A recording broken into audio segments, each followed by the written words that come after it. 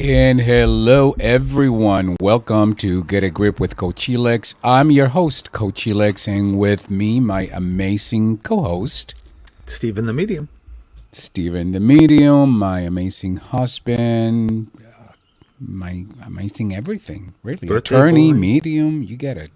And today's a special show because it's, as I mentioned before, this is Steven's birthday month. His birthday is actually tomorrow. It is. So, let us take a moment, let us all take a moment to, wish Steven happy birthday. You can sing happy birthday to him. And you can, if you want, you can send him presents, cake, and whatever. He's welcome to all of the above. How you feel, Steven? Oh my God, thank you. I have so many people to thank. I want to start with I'm always excited for my birthday. Yes. Mark, our producer, will be the first to say that Steven is very shy about things like celebrating his birthday and acknowledgement. So we're just going to keep it low key. That's why we have the birthday month and not just the birthday day. And it started off June 1st that I posted on social media a little video that is from probably the 50s, I think, and just singing June, June, June. It's June. So, and I've done that like the past, I don't know, 3 years or 4 years or whatever. Mm-hmm.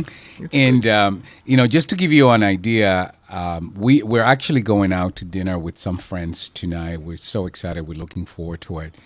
And Steven's first thing was, I'll go, but, am I going to have a cake? I'm like, Steven, we're going to this restaurant. I don't know. I'll talk to, well, we know Erica, the owner. I'll talk to Erica and maybe she can do something special. But it's like, am I going to have cake? So I'm like, oh, my God. Plus, your birthday's tomorrow. So maybe the cake thing will be tomorrow. So the official cake thing. Well, it will be because we're absolutely going to have a birthday cake for you on your birthday. well, I was just waiting for that correction that maybe, like, seriously, or maybe we'll be divorced. Just saying. Yes. Yeah, And no cake. And it has to be a certain cake also. oh, there's no question about it. And we're headed to Puerto Rico next week. By the way, we won't be here to do our show next Friday because we will be in Puerto Rico. And part of going to Puerto Rico was because I suggested that for his birthday we could go to Provincetown, and he was like, Provincetown? That is, we go there all the time. We can drive to Provincetown.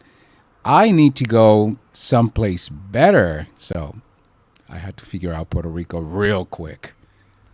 And you did, and we always love going. Puerto Rico is my listen. After 32 years with you, it's PR is my second home. I mean, Yes. I know that island like the back of my hand.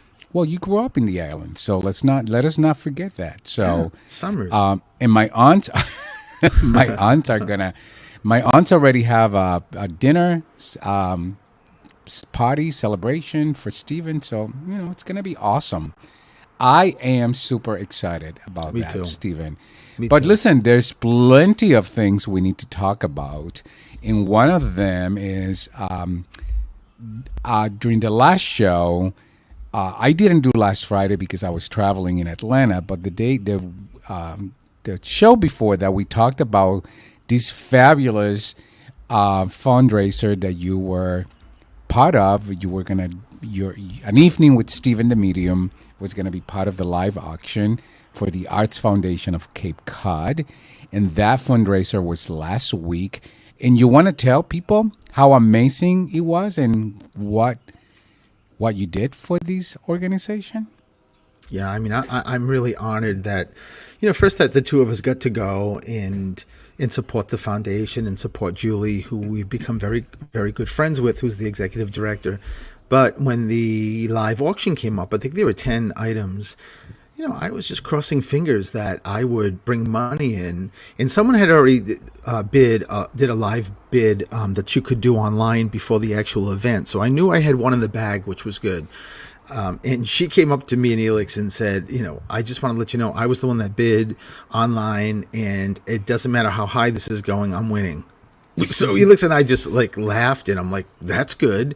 And then the night before, Julie, the executive director, reached out to me and said, in case there's a bidding war, would you be open to do 2 events? And the events are up to 10 people, and there's a case of wine that comes with this live auction. And I said, of course. But I'm thinking in my head, seriously, they've never done a medium before in this gala. And is there really going to be a bidding war? Well, there was a bidding war. And at the end of the day, we ended up, I ended up going for $15,000. And you were the second highest bidder of the night, which is a pretty freaking off the hook accomplishment. Yeah, and it was just it was a couple $100 above me. So those two live auctions were pretty amazing. I was stunned. I really was stunned, and it was really just such a good feeling of like, wow, I gave or made $15,000 for this organization. So and they were incredibly happy, pleased, like you. It was amazing. Shout out to Julie Wake, because she has done an incredible job for the Arts Foundation of Cape Cod. And last night, Stephen, we actually met one of the people who was honored at the foundation, because he just did a documentary, and that was pretty powerful too. It was a documentary on moms and gay sons. His name is Rick, and his husband is Oren, and they were, as Helix said, they were honored with an award at the gala. And we met them and got to exchange, info. And Rick had just told us that this was being screened here, like in Falmouth, which is like 15 minutes on one part of Falmouth where we live on Cape Cod. So we went, and it was really powerful and really amazing. It was good. It was really good. Yeah, it really was. And both of us, had close relationships with our moms. I think different relationships, because I know you were very close to your mom. One of the things after at the end of the documentary, he asked, any questions, any reactions, and I just sat there because there was so much going through my mind, because when I think of like the close relationship, my mom, it's not really the first one that comes to mind. It's my aunt, right? Because she was the one that was my protector. So she became that for me. But over the years, as you know very well, and we've talked about this on previous shows, I've learned to just forgive and just love, and that created that opening for me to have a very close relationship with my mom, and she passed here with me, and that's also very significant for me. So I was just sitting there processing and just recognizing how these two women, they had different roles, but ultimately, they both played, a very important role in my life as moms. So, hello, Mark. Mr. Mark, he's Mark got us live. But anyways, no big deal. Just a live radio show. Yeah. No big deal. Hello, anyone else on the line? All right, Mr. Mark Clark. You do have that other line live. We heard you calling the other line, so just keep that in mind. Anyways. And we're still hearing it. So, I was going to say, Elix, anybody in that event last night that's a gay guy related, right? I Hmm. mean, all I had was my mom. My dad died when I was 8, so she was my best friend, and she loved you, and so it was wonderful. But let me just say something before we move on. You say it so nonchalantly that you just have learned to forgive and love. That is not an easy thing to do for anybody. I think it's probably, in my opinion, I think it is the most difficult thing to do is to forgive. And the fact that you are like not good at it, you really are like a, the king forgiveness. Seriously, Elix. It is just, it blows my mind how in just incredibly forgiving you are, and just always come from love. And I definitely strive to be like that, and watch you and just keep learning more and more from you. Honestly, it's that's not. I don't think there's a lot of people like you. I know there are some people. I don't think there's a lot of them. So I think I just wanted to say that. Yeah, well, I think over the years I've learned that not forgiving hurts me more than it would hurt the other person. So I think I had to reconcile that, and I learned, it's not, I mean, believe me, it was never, ever, ever an easy thing. But I think the moment you experience the power of forgiveness, then you get it. And But then you just allowed for the process to just happen. Yeah, go But ahead. again, but that's the point, is that the majority of people don't get there. It's I easy just know. to Yeah. say and hear, when you don't forgive, you're hurting yourself. That is very easy, and a lot of people throw that out, but most people don't actually utilize it or feel it in their soul. It's completely different. It's not an easy process. So just take the compliment and, go on your way there. And just like own it, right? Yes, Yes. yes. I mean, definitely own it, accept it, and acknowledge it, and that's amazing. Yeah. It's very amazing. Well, so listen, it is almost quarter past, and we are celebrating Pride Month. We are proud to celebrate Pride Month, and today our show is about the power in pride, living loud, and going from survival to thriving. And when we come back, we're gonna talk to our friend Iris Fernandez Valdez, who is a coach and advocate, and she turned her personal journey into a platform for justice, equity, and healing as we celebrate Pride Month. So you want to stay tuned. I'm sure if you know someone in your life that it's part of the LGBTQ plus community, this is a conversation that you want to be part of. So let's take a small break, and when we come back, we're going to talk about the power in pride, celebrating Pride Month. We'll be right back.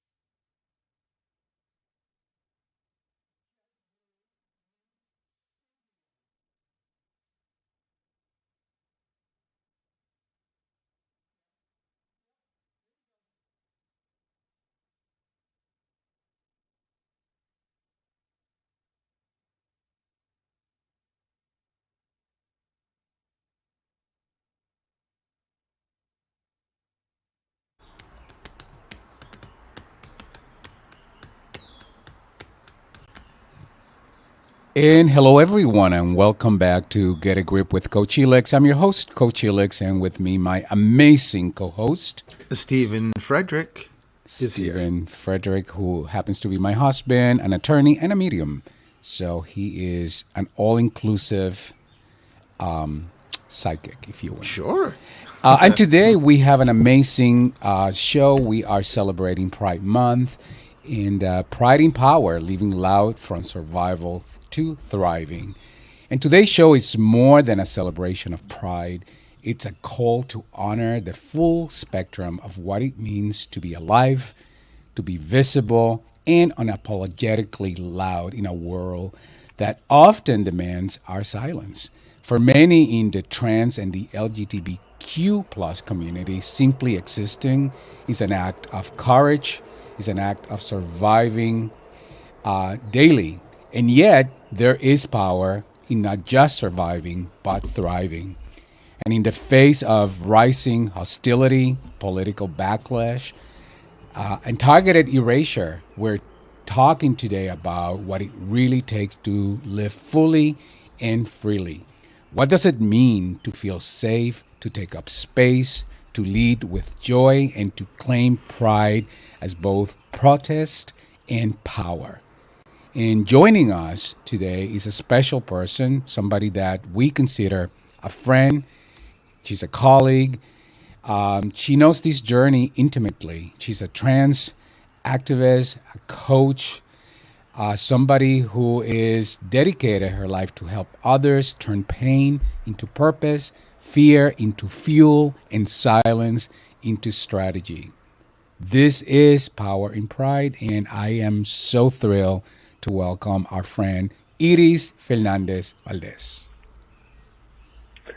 Thank you so much, Elix. That was so beautifully said. You're going to have to send that intro over to me. Thank you. You are very welcome. Yeah. What was that, Iris? Go ahead. No, I'm just happy to be here with you and Stephen. Yeah, it's always a pleasure.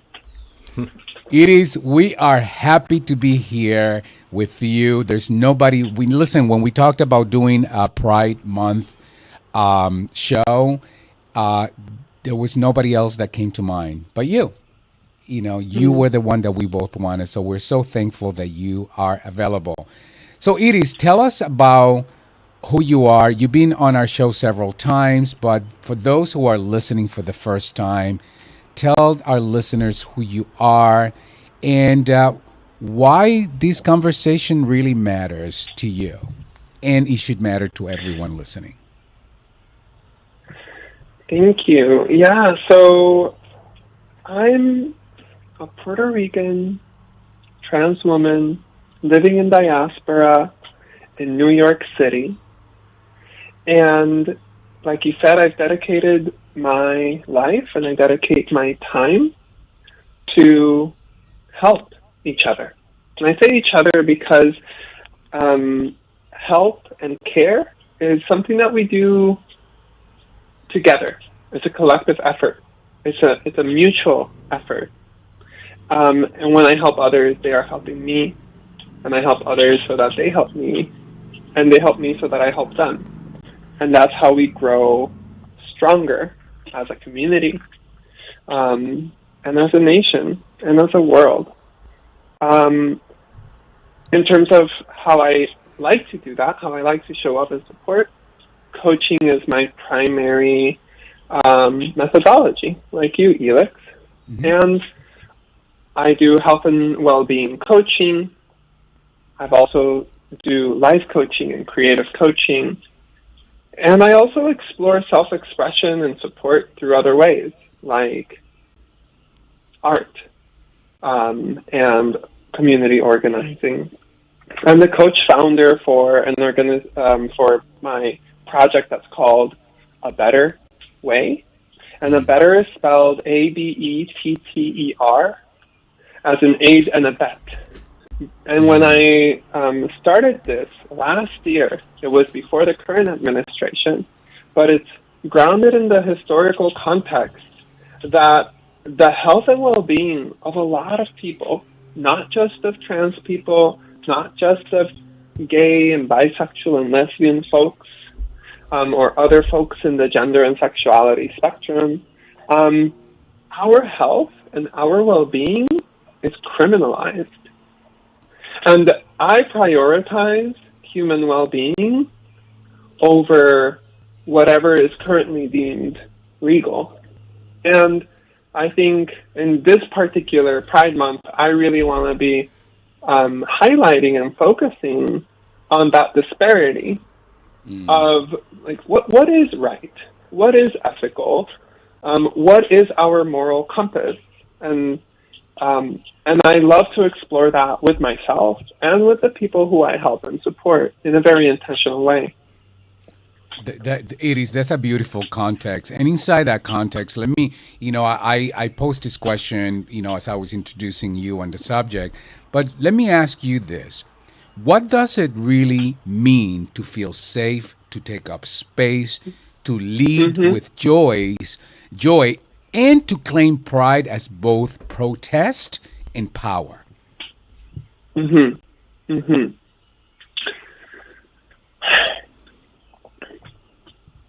going to come back to the collective, Felix. Right? What does it mean to be safe? Sometimes we throw around words like safe space, right? Yep. And I think there's an idea and a concept of safety where we are safe from harm, safe from the possibility of something going wrong, right? And I've actually really liked the framing of safe to experience conflict, safe to make mistakes, safe to fail. Because when we have the capacity to be safe in an environment where we can try things and learn from them, we are safe to grow. And for us to be able to do that, we need to have really strong relationships that are cultivating that exploration of what it means to try, to fail, to grow and learn, and to get better. And then we also need material resources to make that happen. One of the conversations that I was having recently with another Puerto Rican queer person, sorry, 1 second, that's my dog in the background, is that, let's take, for example, the environment of a work interview, a job interview. Yes. Oftentimes, people like me are so nervous because getting the job or not is the difference between being housed or not, or being able to eat or not. And so there's no room to make mistakes. And that changes everything in terms of how I'm able to show up. It's harder for me to be strong. It's harder for me to take space, to be confident, to engage with someone else. But for other folks who have the privilege of safety, oftentimes people with normative genders and sexualities, or the majority race, they can experience a sense of safety. And so I ask myself as a community, how can we make it really safe for each other to move through unprecedented times and threat and make it safe for one another to face this challenge? Yeah, it is. Let me just also acknowledge, as a friend, as somebody who sees you from this other perspective, I can honestly tell you, I get it. I get that's how you feel, but how you show up for me and for others is you show up powerful. You show up like you own who you are and you're owning your space. And that in this time, honestly, I look at you and I say to myself, you know what? I have no reason to complain about anything. So Mm, you give me a whole lot of reasons to own up my own space in the face of so much going on. yeah. You know what helps Felix? Hmm. To be in conversation with elders in the trans community. Um, I like to remember that we didn't have access to the healthcare that we currently have and that is currently under threat at the federal level until 2015. Hmm. And before that, a lot of trans people had to do sex work or lie about who they were and hide and stealth to be able to access the care they needed. And it was a hard fought battle. And it was Hmm. only 10 years ago. I like to remember that gay marriage wasn't legal until what year was it, Elix? 2000 what? Federally. Eh, 2004. 2004, I think, was Massachusetts, no? But at the No, federal 2000, level. 2004 was I think it was everybody, I think. Or maybe it was, Iris, no, I maybe you think it are was right. Maybe it was Massachusetts. Yeah. Massachusetts. Yeah, you're right. You're right. Yeah. Because in the early 2000s, we had some really great progress in some states, like Massachusetts. And I think similarly, we have been having great progress in some states around trans rights. And then there comes a blowback.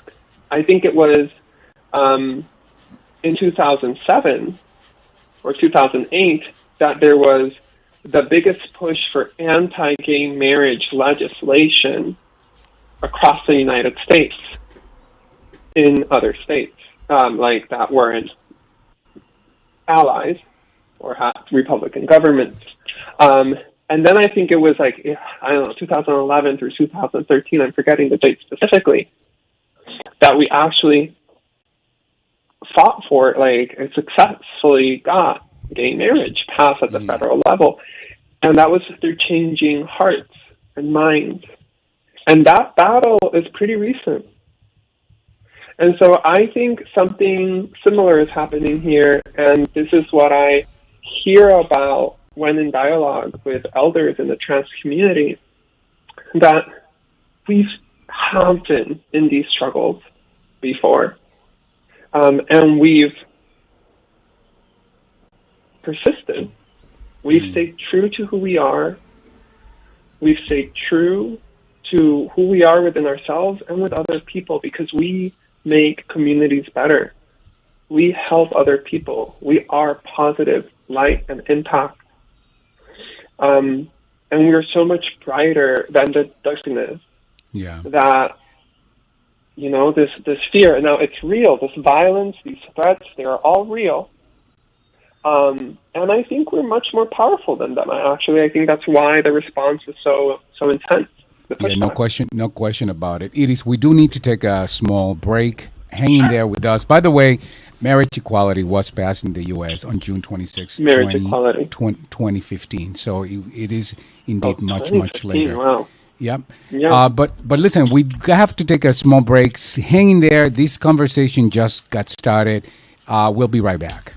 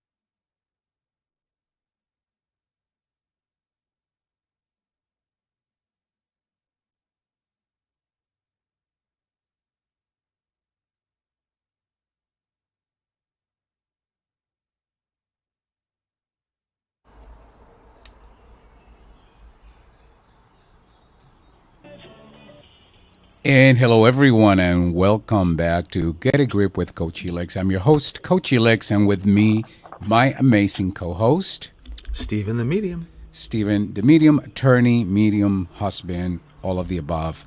And today we're having our Pride Month celebration, and we're talking about power in pride. And we have our friend who's been a guest several times on the show, Iris Fernandez Valdez, who is a proud trans Puerto Rican activist, coach, and somebody who's dedicated her life to serve others. So, Stephen, I'm going to give it to you. It is. We're so excited that you're here, and I just have a question, or I guess it is a question for any trans individuals in the world, anyone who is going to listen to this podcast, and maybe those individuals were at some place or some point in their life that they were getting ready to take a big step, into who they are.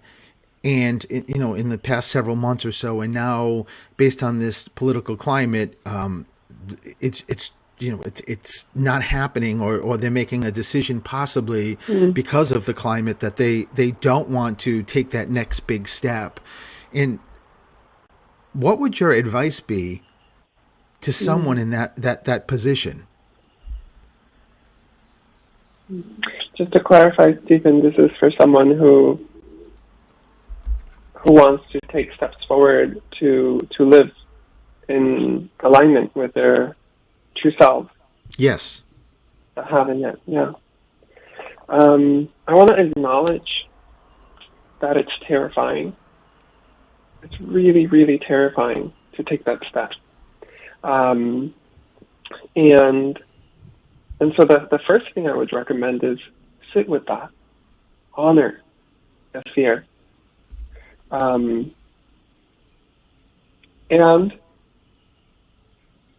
surround yourself with people who want you to be happy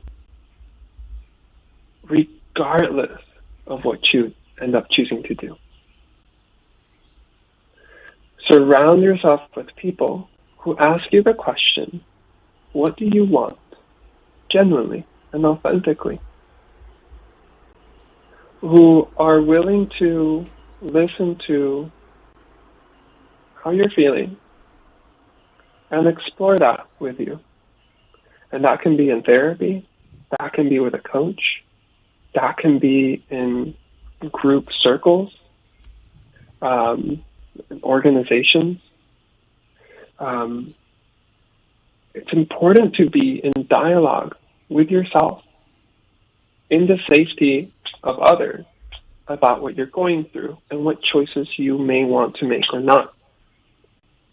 Now, I wouldn't ever want to put the pressure on someone to take steps, for example, to social transition or medically transition, because that's a choice that each person takes for themselves and at their own pace and in whatever order, because people go through transition in different orders and in different stages of life, at different speeds. What I can share is that every time that I ensure to surround myself with healthy relationships that are supportive of my trans identity, the closer I get to trans community and build healthy, meaningful relationships. Lord. Oh. Sorry about that, Iris. No problem. It's all good? Yeah, it's all good. Go ahead. I'm sorry for the interruption. Yeah. Then no matter what steps you take. Well, I guess like what I was going to say is, for example, I just had gender-affirming top surgery. That's a terrifying decision to make. And I've been transitioning for 8 years now. I had no idea how good it would feel. Like, I feel better every inch of my body And even when I'm not even thinking about my body, it just has a huge positive impact in my ability to focus at work, at home, my confidence. And I just keep finding that every single step that I take around something that I'm a little afraid of, but it's what I know excites me,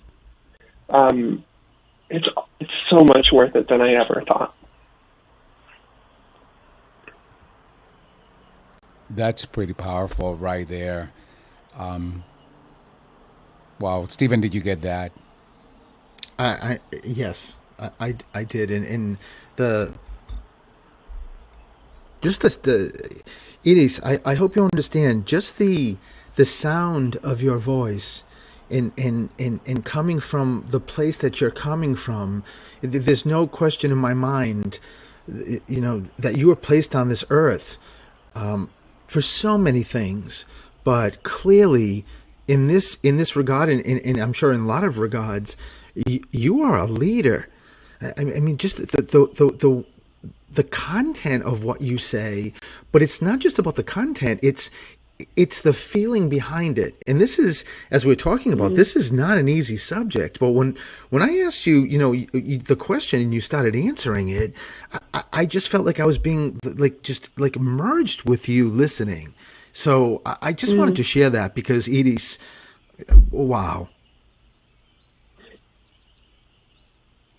Mm-hmm. Listen, I do have, I've been thinking about a couple of questions, but let me ask you this one because it's sort of related to what you just shared. How did you navigate, Iris, the visibility that is required to do this work, to advocate for yourself and for others while being a target in the current political climate?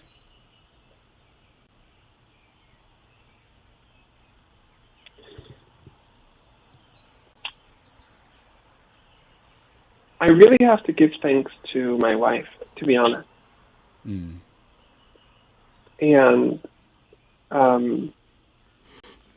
actually, we met before I was even aware of my own gender identity as a woman.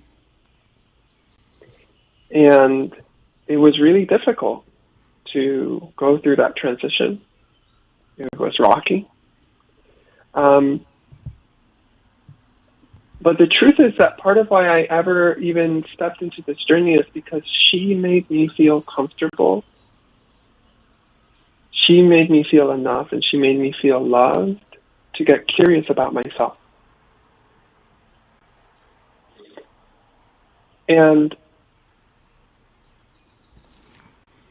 I would say that, having just one relationship like that I'm really lucky that is in my marriage, really opened the doors, the possibilities for we can have more relationships that are that trusting and that open. And I started understanding more what it is that I could get out of therapeutic relationships. I started advocating for myself in medical appointments. I started taking a little bit more space and getting co-creative with coaches. And so it's through that process, coming back to safety in relationships, that then I started to be able to connect deeply with myself and develop a safe relationship with myself, where I was safe to be in dialogue with myself in my journaling, in my voice memos, in my mind, in my heart, about what I needed and what I wanted at any given moment. And all of the contradictions that come with exploring that inner dialogue. And I think that's really what gives me the sense of sort of calm and comfort in my body that then I can express with other folks, that I think Stephen was a little bit alluding to. Other relationships were the scaffolding, but now I've been able to build a solid foundation it was just myself. I hold myself up today.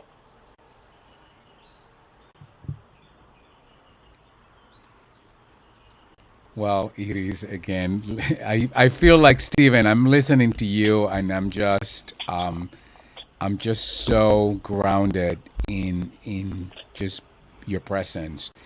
I wanna read to you. This is from somebody on the live stream who wrote, "Why is it so difficult for others to understand that we're all different?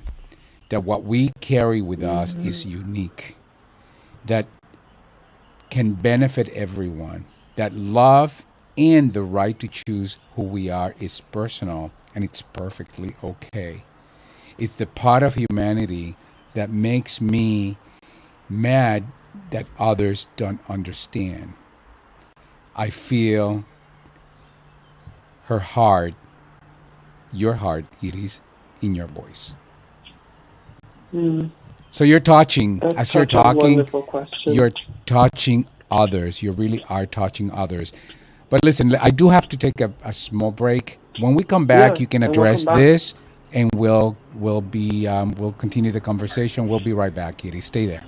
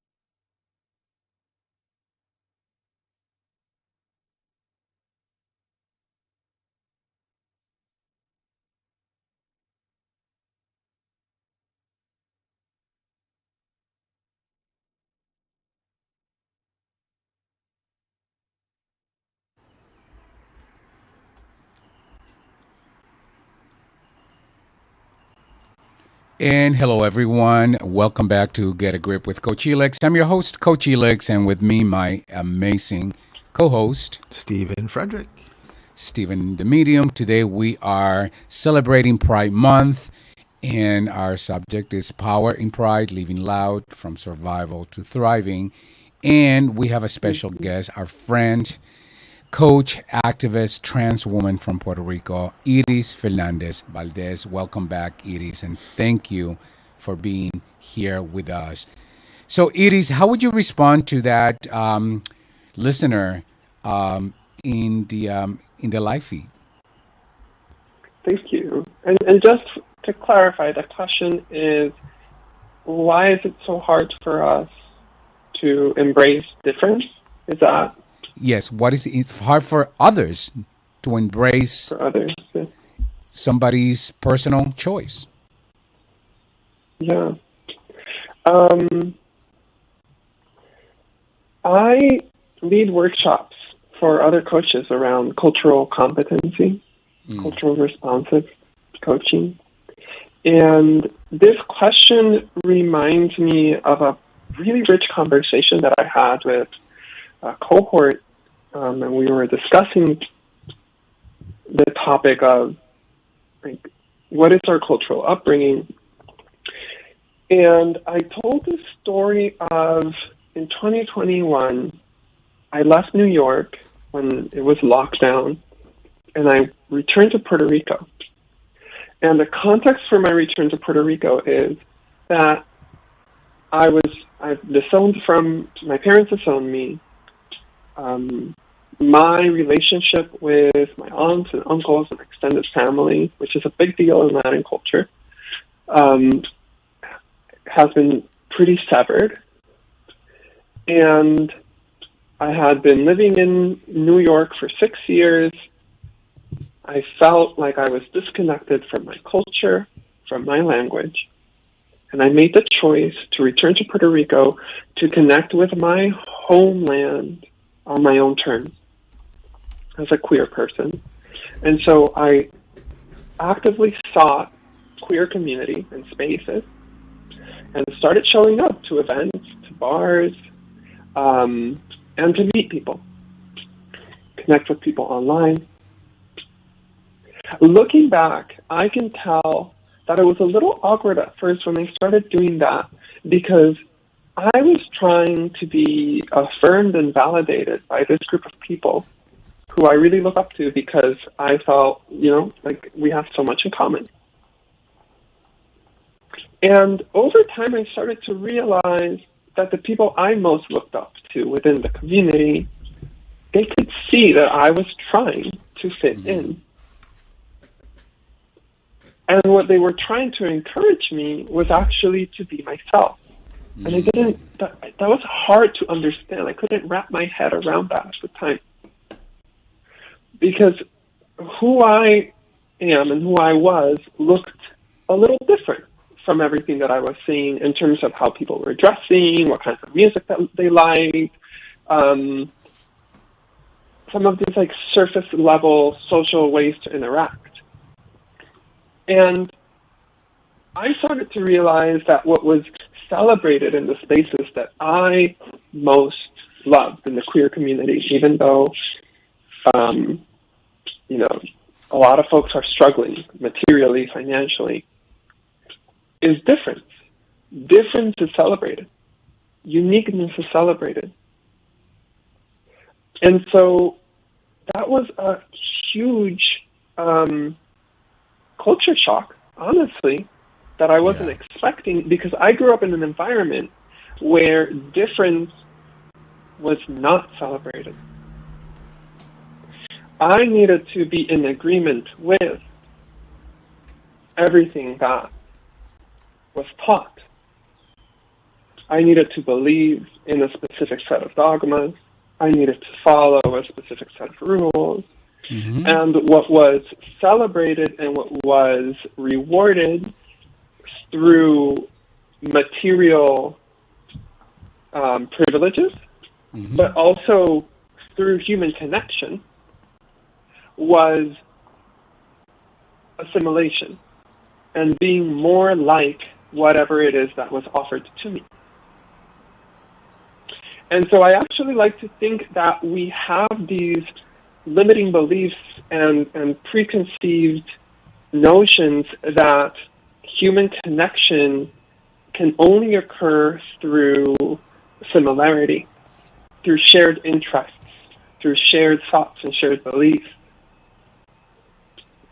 And I want to invite a different perspective that if you haven't considered it yet, and to share with people that we can actually connect through difference.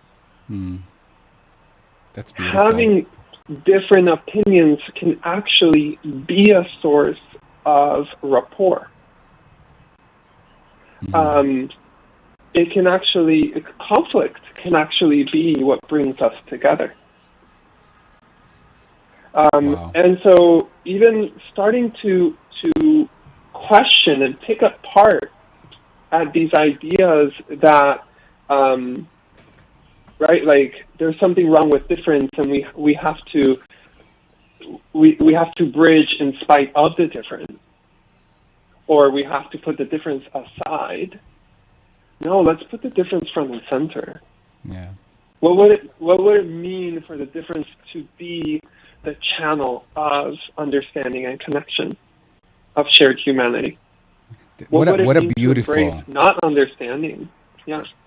yeah, what a beautiful context, and what a beautiful golden nugget to leave people with. And I do, perhaps as a piggyback to what you just shared. I mean, I have a number of questions that I didn't get to, but this one, it's one that I thought would be a great question to close with. So, and we don't have a lot of time, so as briefly as you can. But Yeah. what is the one question you wish someone would ask you, not to debate, but to genuinely understand?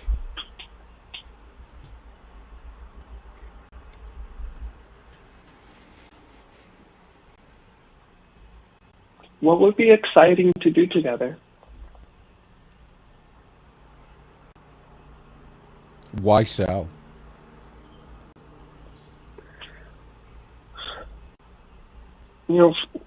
With some people, what we can share the most in is silence. Next to each other reading a book. With someone else, it's hitting the beach. With another person, is dancing. With someone else, it's engaging in some nerdy conversation about computer programming and user experience, or some coaching research. And I think ultimately what we're searching for, all of us, is to share.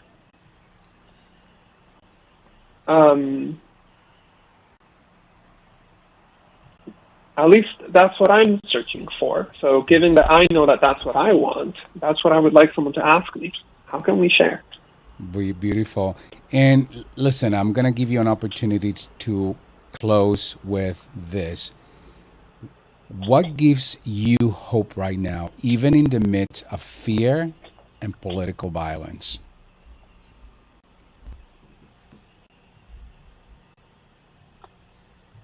What gives me hope is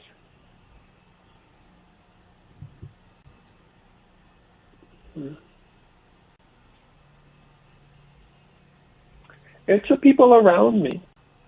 It's the people around me, like the elders that I told you. People who acknowledge conflict, who acknowledge violence, and who acknowledge threats and bullies for what they are, unafraid to call them out, and who remain unshaken, because we can know our brightness, we can know our joy, we can know our quality of human connection, and be grounded in that. Wow, what a beautiful, beautiful way to end it is. I am so delighted, so thankful for you, for your contribution, for your friendship, for your humanity. Thank you for showing up today to celebrate Pride with us and with the world. And thank you for sharing your time, your attention so beautifully and generously with us. And you're going to be back. So we look forward to having you back. Stephen, anything else before we complete with Iris? I say ditto. I can't wait for you to be back, Iris. Thank you, Wonderful. thank you. Thank you very much. And Stephen, with that said, we are at the top of the hour. We only have a couple of minutes to close the show. How can people get a hold of you? Well, it's very simple.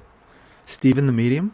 And just know that I just today put a new event on Eventbrite. That's where you purchase the tickets.